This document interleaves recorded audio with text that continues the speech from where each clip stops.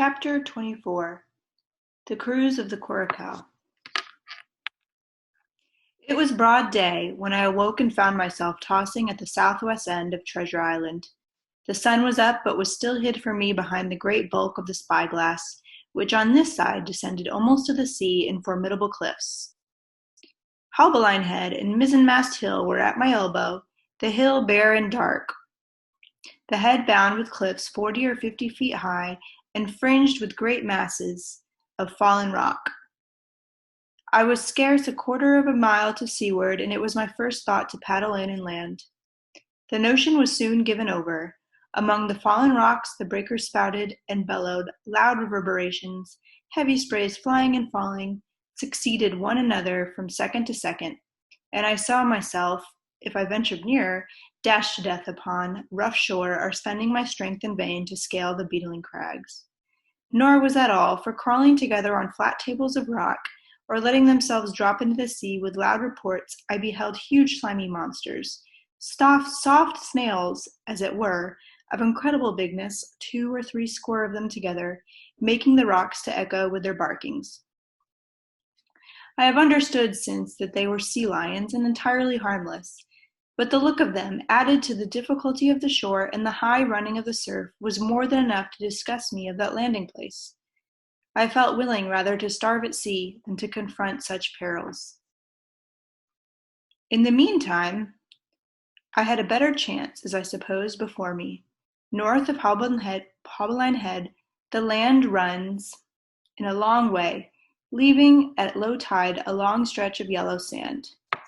To the north of that, again, there comes another cape, Cape of the Woods, as it was marked upon the chart, buried in a tall green pines which ascended to the margin of the sea.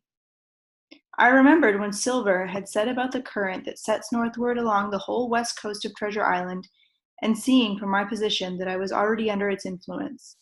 I preferred to leave Haulbeline Head behind me and reserve my strength for an attempt to land upon the kindlier-looking Cape of the Woods. There was a great, smooth swell upon the sea, the wind blowing steady and gentle from the south. There was no contrariety between that and the current, and the billows rose and fell unbroken. Had it been otherwise, I must long ago have perished, but as it was, it is surprising how easily and securely my little and light boat could ride. Often, as I lay at the bottom and kept no more than an eye above the gunwale, I would see a big blue summit heaving close above me, yet the coracle would but bounce a little, dance as if on springs, and subside on the other side into the trough as lightly as a bird. I began after a little to grow very bold, and sat up to try my skill at paddling. But even a small change in the disposition of my weight will produce violent changes in the behavior of a coracle. And I had hardly moved before the boat, giving up at once her gentle dancing movement, ran straight down a slope of water so steep that it made me giddy, and struck her nose with a spout of spray deep into the side of the next wave. I was drenched and terrified, and fell instantly back into my old position, whereupon the coracle seemed to find her head again, and led me softly as before among the billows. It was plain she was not to be interfered with, and at that rate, since I could in no way influence her course, what hope had I left of reaching land? I began to be horribly frightened, but I kept my head for all that. First, moving with all care, I gradually bailed out of the coracle with my sea cap. Then, getting my eye once more above the gunwale, I set myself to study how it was she managed to slip so quietly through the rollers. I found each wave, instead of the big, smooth, glossy mountain it looks from shore or from a vessel's deck, was for all the world like any range of hills or dry land, full of peaks and smooth places and valleys. The coracle, left to herself, turning from side to side, threaded, so to speak, her way through these lower parts and avoided the steep slopes and higher, toppling summits of the wave. Well now, thought I to myself, it is plain I must lie where I am, and not disturb the balance, but it is plain also that I can put the paddle over the side and from time to time, in smooth places, give her a shove or two towards land. No sooner thought upon that done. There I lay on my elbows in the most trying attitude, and every now and again gave me a weak stroke or two to turn her head to shore. It was very tiring and slow work. Yet I did visibly gain ground as we drew near the Cape of the Woods, though I saw I must infallibly miss that point. I had still made some 100 yards of easting. I was, indeed, close in. I could see the cool green treetops swaying together in the breeze, and I felt sure I should make the next promontory without fail. It was high time, for I now began to be tortured with thirst. The glow of the sun from above, its thousandfold reflection from the waves, the sea water that fell and dried upon me, caking my very lips with salt, combined to make my throat burn and my brain ache. The sight of the trees, so near at hand, had almost made me sick with longing, but the current had soon carried me past the point, and as the next reach of the sea opened out, I beheld a sight that changed the nature of my thoughts. Right in front of me, not half a mile away, I beheld the Hispaniola under sail. I made sure, of course, that I should be taken, but I was so distressed for want of water that I scarce knew whether to be glad or sorry at the thought, and long before had come to conclusion, surprise had taken entire possession of my mind, and I could do nothing but stare and wonder.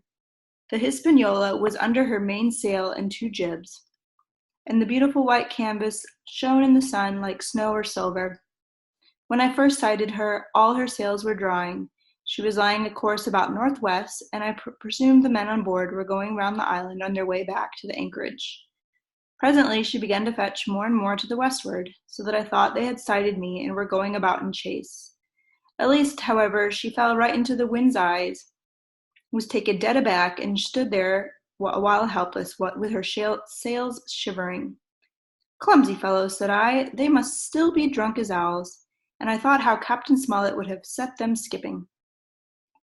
Meanwhile, the schooner gradually fell off and filled again upon another tack, sailed swiftly for a minute or so, and brought up once more dead in the wind's eye.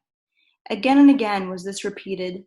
To and fro, up and down, north, south, east, and west, the Hispaniola sailed by swoops and dashes, and at each repetition ended as she had begun, with idly flapping canvas. It became plain to me that nobody was steering, and if so, where were the men? Either they were dead drunk or had deserted her. I thought, and perhaps if I could get on board, I might return the vessel to her captain. The current was bearing coracle and schooner southward at an equal rate. As for the latter's sailing, it was so wild and intermittent, and she hung each time so long in irons that she certainly gained nothing. If she did not even lose, if only I had dared to sit up and paddle, I made sure that I could overhaul her. The scheme had an air of adventure that inspired me, and the thought of the water breaker, besides the forced companion, doubled my growing courage. Up I got, was welcomed almost instantly by another cloud of spray, but this time stuck to my purpose, and set myself, with all my strength and caution, to paddle after the unsteered Hispaniola. Once I shipped a sea so heavy that I had to stop and bail, with my heart fluttering like a bird, but gradually I got into the way of the thing, and guided my coracle among the waves, with only now and then a blow upon her bows, and a dash of foam in my face.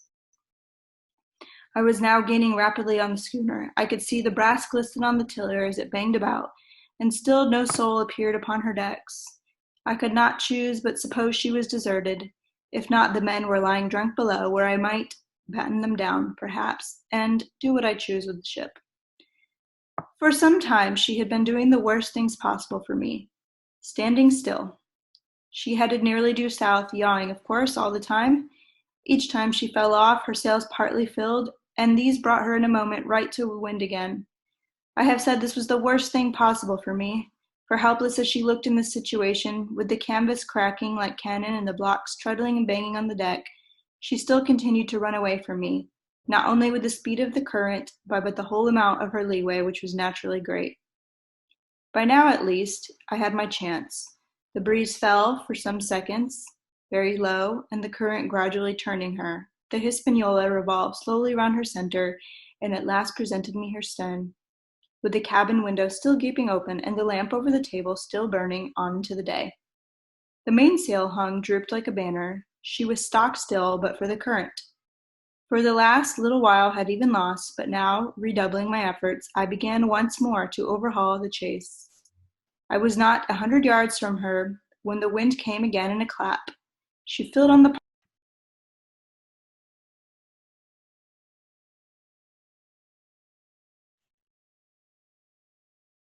She filled on the port tack and was off again, stooping and skimming like a swallow. My first impulse was one of despair, but my second was towards joy. Round she came till she was broadside onto me, round still till she had covered a half, and then 2/3, and then 3/4 of the distance that separated us. I could see the waves boiling white under her forefoot. Immensely tall, she looked to me from my low station in the coracle. And then, of a sudden, I began to comprehend. I had scarce time to think, scarce time to act, and save myself. I was on the summit of one swell when the schooner came, stooping over the next. The bowsprit was over my head. I sprang to my feet and leaped, stamping the coracle under water. With one hand I caught the jib boom, while my foot was lodged between the stay and the brace, and as I still clung there panting, a dull blow told me that the schooner had charged down upon and struck the coracle, and that I was left without retreat on the Hispaniola.